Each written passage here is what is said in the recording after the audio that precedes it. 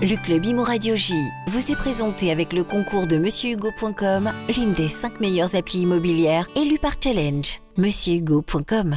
Radio J. Le Club Imo Radio J, Marc Ezrati. Bonjour à toutes et bonjour à tous, bienvenue dans le Club Imo sur Radio J. Aujourd'hui, j'ai le plaisir de recevoir David Laval, il est fondateur de 1, 2, 3 Logés. Bonjour David. Bonjour Marc Ezrati.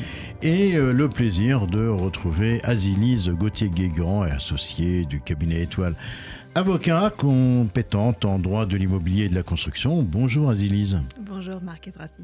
Et on va aborder ensemble un sujet brûlant, l'encadrement des loyers. Face à un marché locatif sous haute tension, avec des loyers en hausse et une pénurie criante de biens, cette question est au cœur des débats. Faut-il encadrer le loyer partout en France ? Quels seraient les impacts pour les locataires, les propriétaires et le marché immobilier dans son ensemble ? Azilise et David, rebonjour à tous les deux, puisque voilà, je vais vous mettre un petit peu à l'épreuve sur les questions.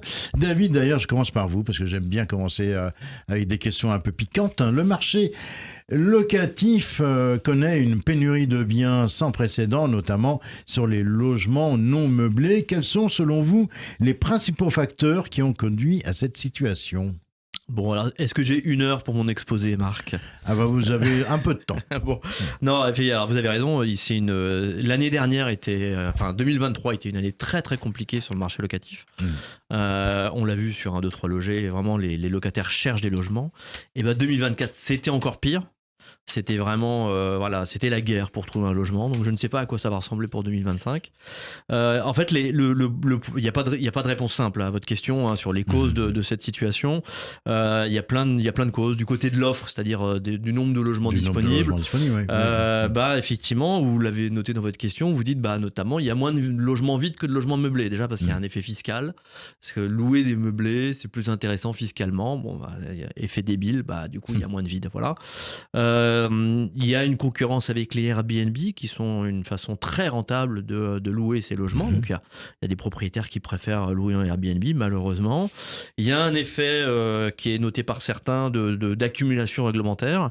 Il y a l'affaire du DPE, par exemple, où les propriétaires font des DPE, les G sont interdits de location, mais il n'y a pas que le DPE. Ils ne sont pas interdits de location, ils deviennent indécents. Attention, on a maître Gauthier-Guégan qui va vous reprendre, mon cher ami. Et quand vous voyez un bail, le nombre d'annexes qui sont obligatoires dans un bail, c'est un truc de zinzin en fait. Ça devient, il faut effectivement prendre un avocat pour faire un bail. Et du côté de la demande, c'est-à-dire du nombre de locataires, on a également un déséquilibre, puisque avec la crise de l'immobilier, c'est-à-dire l'augmentation des taux d'intérêt qu'on a eu, par ailleurs avec les prix qui sont très élevés en même temps, il y a de plus en plus de gens qui n'arrivent pas à accéder à la propriété. Donc, ils restent locataires. Donc, il y a de plus en plus de locataires, de gens qui cherchent à louer, parce qu'il y a de plus en plus aussi de jeunes qui arrivent sur le marché. Et puis, un dernier point qu'on oublie toujours, dont on ne parle jamais, c'est que dans la location, dans l'habitat de manière générale, il y a un secteur qui est très important, qui est le HLM. Il y a 1 Français sur 5 qui habite en HLM. Donc ça doit faire partie d'une stratégie logement. Ça doit être un tout petit peu plus, parce que maintenant, vous savez, il y a un peu plus de conditions sur les locations. Oui, tout à fait. Ouais. À Paris, vous pouvez avoir une HLM avec 6 500 € de revenus par mois. Dans le ménage. Tout à fait. Sauf que du coup, en fait, des HLM, il n'y en a pas plus. Oui, le secteur a été vraiment malmené. Et on se souvient, je vais pas faire ce serait trop long de vous faire tout l'exposé, mais déjà en 2017, on se souvient, il y avait eu l'affaire des APL où le gouvernement avait baissé les APL et avait demandé aux offices HLM de réduire les loyers d'autant, donc qui était de l'argent qui a manqué, donc il y a eu moins de construction dans les HLM et c'est effectivement, il y a beaucoup de Français qui sont éligibles au HLM et qui demandent des HLM et qui n'y ont pas droit parce qu'il n'y a pas assez de HLM et c'est un secteur qui est en souffrance. Azilise Gauthier-Guégan, on observe une augmentation significative des loyers avec des hausses atteignant 7,7% à Paris ou encore 6,6% à Nice en un an. Est-ce que l'encadrement des loyers, c'est efficace ? Alors, c'est une mesure qui paraît efficace sur le papier, mais qui en réalité ne l'est pas. Puisqu'on voit dans cet exemple que finalement, les loyers augmentent plus à Paris où cette réglementation est en vigueur depuis 2019 déjà. Oui, j'ai 6 ans maintenant. Alors qu'à Nice, ils augmentent aussi, mais un petit peu moins. Et il n'y a pas de réglementation d'encadrement des loyers sur cette commune. Donc finalement, on voit que c'est une réglementation qui bat de l'aile encore. Et puis la faille, excusez-moi d'insister, mais là, il y a une vraie faille dans cette réglementation, c'est le complément de loyer.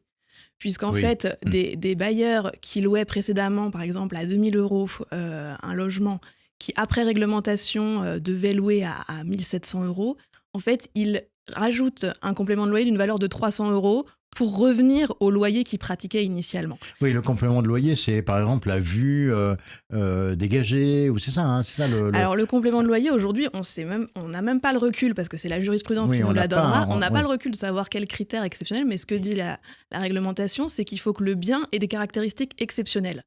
Et par exemple, à Paris, on va dire... à Paris, c'est quoi ? Le curseur de l'exceptionnel, c'est en comparaison avec ce qu'il y a dans l'environnement immédiat du bien.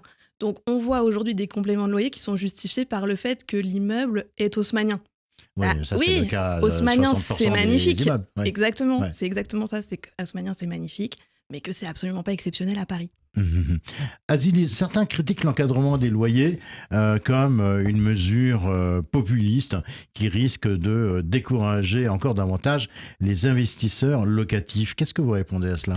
Non, moi, je répondrais, comme toujours, que ce qui décourage vraiment les bailleurs, c'est pas l'encadrement des loyers, c'est vraiment le problème de l'impayé de loyer qui, lorsqu'il se présente et qu'il faut expulser un locataire, place les bailleurs dans des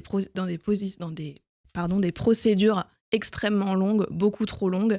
Et c'est ça le plus impactant pour un bailleur, pas percevoir de loyer pendant 1 an, 2 ans, 3 ans, ils ne peuvent pas supporter ni financièrement ni psychologiquement ce problème.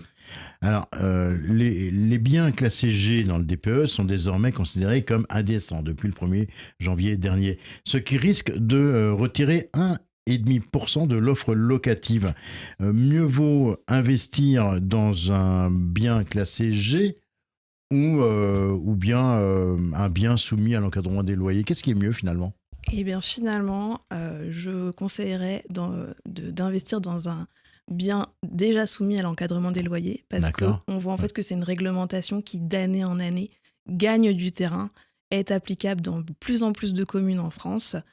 Et finalement, vous achetez un bien classé G, si vous choisissez d'acheter un bien classé G, vous n'êtes pas à l'abri du fait que demain, votre commune sera aussi soumise à l'encadrement des loyers.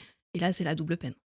J'ai une petite question pour vous, David Laval. Les petites surfaces comme les studios, les petits T1 sont particulièrement touchées par la hausse des loyers.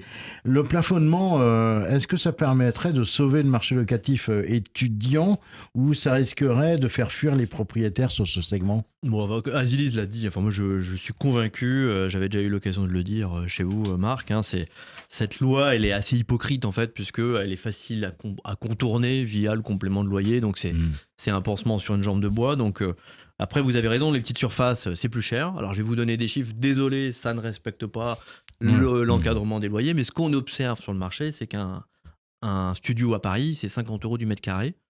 Et effectivement, vous avez une décroissance du prix en fonction de la surface. 2 pièces, on va plutôt être à 40 € du mètre carré.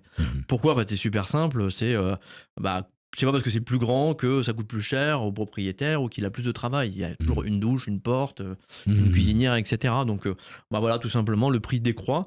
Et c'est très difficile dans une réglementation de prendre en compte ceci, parce qu'il y a tout un tas de situations particulières. Des petits, des grands, 2 pièces, etc. Donc ça marche pas très bien. Voilà, on aura l'occasion d'en reparler, mais c'est pas la façon la plus efficace de gérer cette complexité. Alors plutôt que de plafonner ou d'encadrer les loyers partout en France, est-ce qu'il faudrait pas plutôt envisager des mesures incitatives pour encourager les propriétaires à louer, comme des avantages fiscaux ou des simplifications administratives ? Alors votre question, moi ça me fait penser à cette citation de Bossuet, je ne sais pas si vous la connaissez, vous l'avez sûrement déjà entendue. Dieu se rit des hommes qui se plaignent des causes dont ils chérissent, qui se plaignent des conséquences dont ils chérissent les causes. Là dans votre question c'est rigolo parce que vous me dites il faut faire des simplifications administratives et des mesures fiscales, ce qui en fait est la même chose. C'est-à-dire que si vous faites des mesures fiscales, vous allez faire des formulaires pour vérifier que les gens méritent bien l'avantage fiscal. Voilà. Donc moi, je crois pas du tout à ça. Enfin, je pense qu'on est en train de déborder de tous ces trucs-là. Et c'est pas ça qu'il faut faire. Alors, donc, ce qu'il faut faire, je me permets de s'interrompre, Marc, il faut... Le problème de l'encadrement des loyers, c'est on prend le truc à l'envers. C'est pourquoi est-ce que les gens se plaignent des loyers qui augmentent ? Parce que les salaires n'augmentent pas aussi vite. Ce qu'il faut faire, c'est qu'il faut que les gens soient payés plus vite. L'augmentation des salaires doit aller plus vite que l'augmentation des loyers. Donc voilà, je sais pas, on peut indexer les salaires sur l'augmentation des prix. On peut augmenter les salaires sur l'augmentation des loyers. Vous allez voir qu'on n'aura plus besoin de faire de plafonnement des loyers, plus personne n'en parlera. Voilà. Ça, c'est la première chose qu'on peut faire. Ça, c'est si l'État faisait ça, là, il essaierait vraiment de résoudre le problème. L'autre truc qu'il peut faire, c'est il peut enfin, j'en ai parlé en intro, développer le secteur HLM. Développer des logements de bonne qualité à des prix abordables.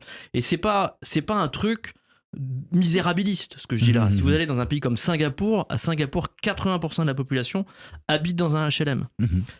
Singapour, c'est bien. C'est un pays top. En France, on pourrait être à 80 de qualité. On sait que pratiquement 70, 75, je sais plus, je lis ce chiffre-là, de la population française peut être éligible au logement social. Déjà, passons de 20% à 30% peut-être, et on augmentera l'attractivité des territoires, la qualité du logement pour les gens et le côté abordable de ces logements. Quelles seraient les conséquences d'un plafonnement généralisé sur les zones moins tendues, David ? C'est à la fois irréaliste et puis encore une fois, on peut l'afficher, mais ça correspond à rien parce que en France, vous avez ce qu'on appelle les zones détendues. Concrètement, c'est des endroits où on va vous donner les logements. Donc ça sert à rien de plafonner les loyers à ces endroits-là.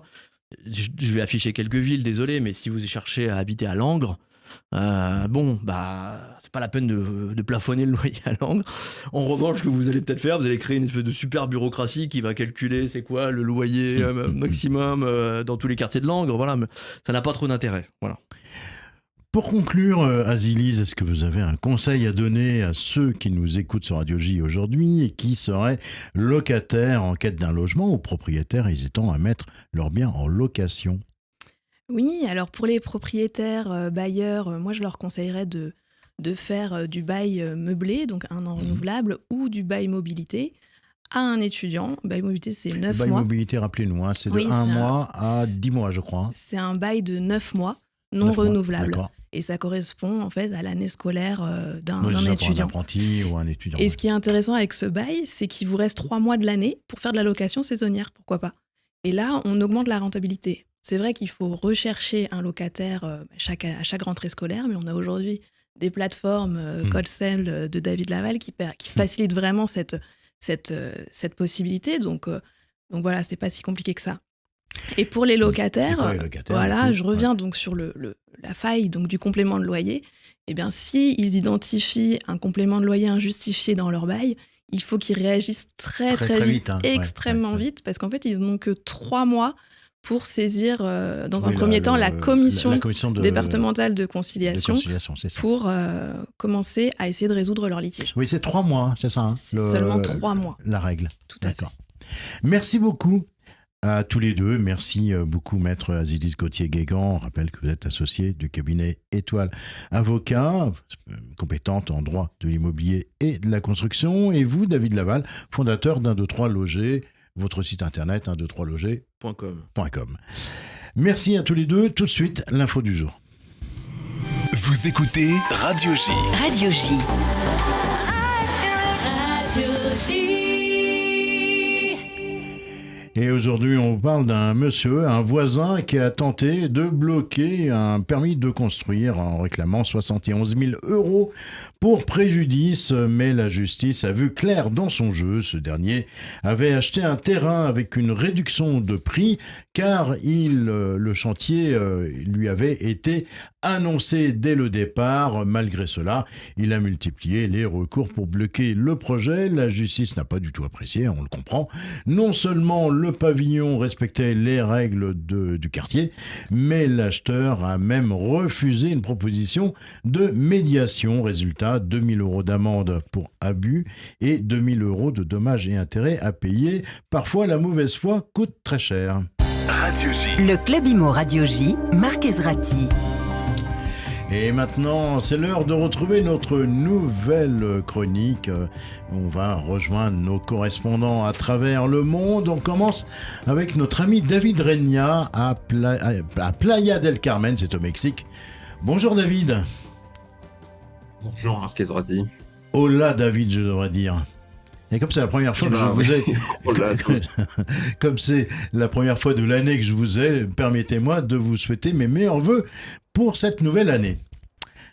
Alors, dites-moi, David Reña, qu'est-ce qui fait l'actualité de l'immobilier chez vous en ce début d'année ? Alors, on a une actualité, alors j'allais dire qui sur le papier date un petit peu puisqu'elle date de janvier 2024. Oui, Mais il effectivement. ne faut pas oublier qu'ici on est en zone Caraïbe. Eh Et donc oui, il faut oui, laisser ça un petit prend peu du de temps temps au temps. à... Voilà. Voilà, dans les faits, les choses se mettent en place toujours un peu lentement. Et en fait, nous avons donc une obligation pour les agents immobiliers de passer une formation et de s'inscrire, ce qui n'existait pas avant, car beaucoup de locaux, en fait, s'étaient un petit peu improvisés agents immobiliers devant le boom de l'immobilier. Que Alors, ça va permettre oui, de c'est ça. professionnaliser quand Et même vous un pensez petit que peu ça le va métier. professionnaliser le métier? Parce que, Ouais. bon, finalement, j'ai été mauvaise langue tout à l'heure, des choses qui datent d'il y a 1 an, 2 ans. En France, on connaît ça aussi. Hein. On communique un petit peu avant, leur dire attention, à partir de l'année prochaine ou dans 2 ans, ça devient obligatoire. Et puis, voilà, donc on est un peu pareil ici aussi. Il y a un autre sujet qui agite un petit peu l'actualité chez vous, c'est l'impact de l'émergence d'une nouvelle classe moyenne sur l'immobilier chez vous. Oui, alors ça, c'est vraiment en plus un phénomène très très intéressant et très récent, puisque le Mexique était notoirement connu pour ses grandes disparités de revenus et de répartition des richesses. Or, depuis une quinzaine d'années, on a véritablement l'émergence d'une classe moyenne. Alors, la classe moyenne, ici, c'est défini pour ceux qui touchent entre 5 et 15 fois le salaire minimum. D'accord. Elle était quasiment inexistante, cette classe moyenne, il y a 20 ans. Aujourd'hui, elle représente 47% des ménages mexicains. Et on Ouais. a encore beaucoup, beaucoup de potentiel, puisque la moyenne de l'OCDE, c'est 62% des ménages. D'accord. Donc, et cette classe moyenne, donc du coup, elle cherche à habiter dans des appartements plus spacieux, je suppose. Oui, tout à Entre fait. autres, Donc, hein, ouais. globalement, Ouais. la consommation a vraiment connu un boom, hein, que ça soit sur l'électronique, l'automobile, etc. Mais évidemment, l'immobilier, et notamment sur l'immobilier, on voit un vrai changement sur la immobilier que maintenant, la recherche qui est vraiment au top, c'est les appartements ou les maisons qui vont faire au moins 3 chambres, voire plus, Mm. puisqu'ici, les familles ont très, très souvent 3 enfants. Donc, voilà, Ça veut on a dire que cette nouvelle. sociologiquement, les choses ont évolué en quelques années. Ça veut dire que, effectivement, en Caraïbes, en tout cas, voilà, on a souvent les gens, les enfants vivent, enfin, on les a habitués à vivre dans la même chambre, hein, si je me trompe pas. Oui, tout à fait. C'est ça. Globalement, ici, effectivement, alors, il y a encore une quinzaine ou une vingtaine d'années, les enfants étaient regroupés dans 1 voire 2 chambres maximum. Mm. Aujourd'hui, c'est plus le cas. Les ménages mexicains qui font partie de la classe moyenne, et en plus, c'est un marqueur social aussi pour eux, hein, très important, veulent avoir 1 chambre par enfant. Et comme ils ont beaucoup d'enfants, bah, du coup, il faut beaucoup de chambres. Du coup, c'est une véritable évolution pour les promoteurs parce qu'ils n'étaient pas spécialement habitués à ce marché-là. On était habitués à des logements qui étaient plus petits en termes d'habitabilité. Et puis, on a un autre phénomène qui s'est surajouté à ça, c'est l'arrivée massive des touristes nord-américains, Mm. qui du coup a entraîné aussi une élévation assez considérable des standards de vie. Par exemple, il faut des logements évidemment plus grands en termes de surface habitable et il faut par exemple aussi aujourd'hui de la climatisation dans un appartement ou une Oui, maison. oui, ça Si c'est vous nouveau n'avez pas aussi, ça, hein. Ouais, effectivement. ouais, voilà, ça c'est assez récent. Si vous n'avez pas ça, vous vendrez pas en fait à la classe moyenne mexicaine et vous serez très très limité en fait Et dans au votre niveau des clientèle. services, parce qu'il y a beaucoup d'immeubles avec des piscines, des choses comme ça, c'est aussi quelque chose que cette nouvelle classe moyenne mexicaine réclame dans les standards de confort. Oui, alors complètement, parce qu'effectivement, je parle souvent des touristes nord-américains, mais en fait, ça s'est vraiment décalé sur la classe moyenne mexicaine. Et aujourd'hui, vous avez des vraies résidences, qu'on appelle ici des condos, qui sont généralement avec une piscine sur le toit. Vous avez la plupart du temps également une sécurité 24/24, un lobby, une bagagerie. Vous avez une salle de sport la plupart du temps également, et vous pouvez avoir même parfois, par exemple, un studio d'enregistrement pour les youtubeurs Pour qui les sont en youtubeurs, vacances ouais. ou qui passent même leur temps ici. Merci beaucoup, David Regna de Playa del Carmen à Tel Aviv. Il n'y a qu'un pas. Bonjour, Xavier Benenou. Bonjour Marc. Alors, dites-nous tout, Xavier. Qu'est-ce qui fait l'actu de l'immobilier en Israël actuellement? Aujourd'hui, ce qui fait l'actualité, donc on a eu une hausse de la TVA qui est passée de 17 à 18% depuis le 1er janvier, donc ça va obligatoirement impacter Impacter le les prix prix. les prix de l'immobilier en Israël.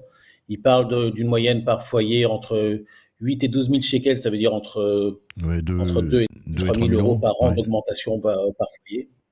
Voilà, le prix de la pas d'augmenter. Paradoxalement parlant, ça devient assez infernal. Tel Aviv devient une ville Très très presque cher. Hein. inabordable au Ouais, niveau ouais, du ouais. très très cher, ouais, très très très cher. Et on voit de plus. Malgré la guerre, Tel Aviv a encore. Oui. Hmm. Non, Non, je disais que malgré la guerre et malgré les événements depuis le 7 octobre, Tel Aviv a quand même pris 2% d'augmentation cette année. Donc ça n'arrête pas. On a une pénurie d'immobilier, de construction, donc la conjoncture fait que les prix n'arrêtent pas d'augmenter. Alors justement, on voit, il y a pas mal de chantiers, notamment dans le nord de Tel Aviv. Il y a toujours un problème de main-d'œuvre, hein, je crois, chez vous, avec la guerre justement. Ouais, il y a un problème de main-d'œuvre que l'État israélien n'a toujours pas résolu. On a pas mal de main-d'œuvre étrangère. Je crois qu'ils ont rentré à peu près 15 000 employés pour 60 000 postes. Donc, il y a toujours une pénurie de main-d'œuvre au niveau des constructions. Donc, ils construisent beaucoup moins vite et donc, voilà, les appartements mettent de plus en plus de temps à être livrés. Et alors, il y a une tendance qui est apparue notamment depuis la guerre, depuis le 7 octobre, c'est les acquéreurs israéliens qui recherchent des appartements équipés de mamad, ces fameuses pièces sécurisées, directement dans leur appartement et non pas, comme jusqu'à présent, pour en tout cas les constructions neuves, dans l'immeuble. Oui, effectivement. Voilà, les nouveaux acquéreurs et les primo-accédants surtout demandent absolument qu'il y ait une pièce sécurisée dans leurs appartements. C'est devenu quasi aujourd'hui. Voilà, jusqu'à présent, il y avait certaines constructions où l'abri était en sous-sol, vraiment, il fallait descendre au niveau inférieur des immeubles. Là, aujourd'hui, ils veulent absolument une pièce supplémentaire. Merci beaucoup Xavier Benenou d'avoir été avec nous. On rappelle que vous êtes CEO de Yafo Invest. On rappelle également que David Regna, juste avant vous, était fondateur de Helios Premium Immobilier. Très belle journée à vous, à tous les deux. Voilà, le Club Immo, c'est terminé pour cette semaine. On se retrouvera Merci à vous aussi, Marc. Merci, à très très vite. On se retrouvera dès lundi prochain. D'ici là, très belle fin de journée à toutes et à tous sur Radio J. Le Club Immo Radio J vous a été présenté avec le concours de MonsieurHugo.com. Avec MonsieurHugo.com, fini les retards de paiement, fini les litiges, fini les sinistres à gérer. MonsieurHugo.com, l'une des 5 meilleures applis immobilières élues par Challenge. MonsieurHugo.com.